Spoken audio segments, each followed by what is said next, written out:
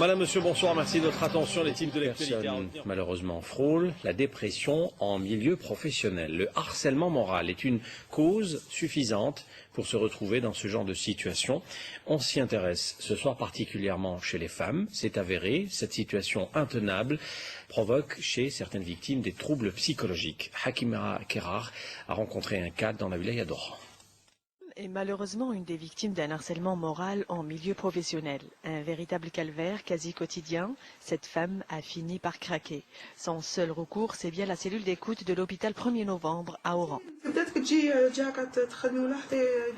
Il y a des journées, quand j'arrive le matin au travail, le responsable m'annonce que j'étais absente la veille, alors que mon travail a été fait et le registre administratif en est la preuve.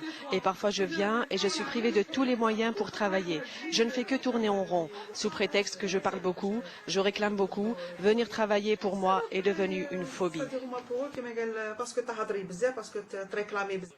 Dans ce genre de situation, la victime trouve une échappatoire dans la fuite, au lieu d'affronter le problème.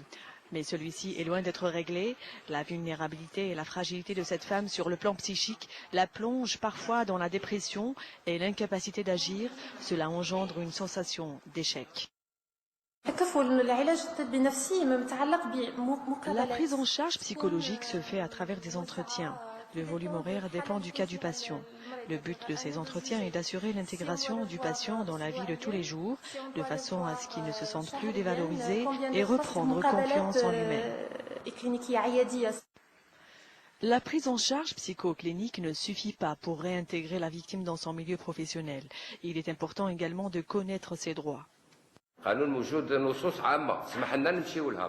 Les textes de loi existent. L'article 124, par exemple, stipule que toute atteinte à autrui engendre le paiement d'une amende. Dans le cas de cette femme, où il s'agit d'un harcèlement moral, la victime a le droit de déposer plainte et réclamer le paiement d'une amende en présentant des preuves.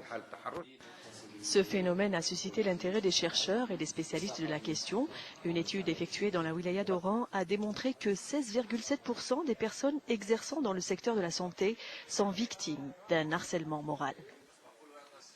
Et pour mettre un terme à ce phénomène qui gagne de plus en plus du terrain, le Centre de recherche en anthropologie sociale et culturelle a entrepris des travaux de recherche sur cette question.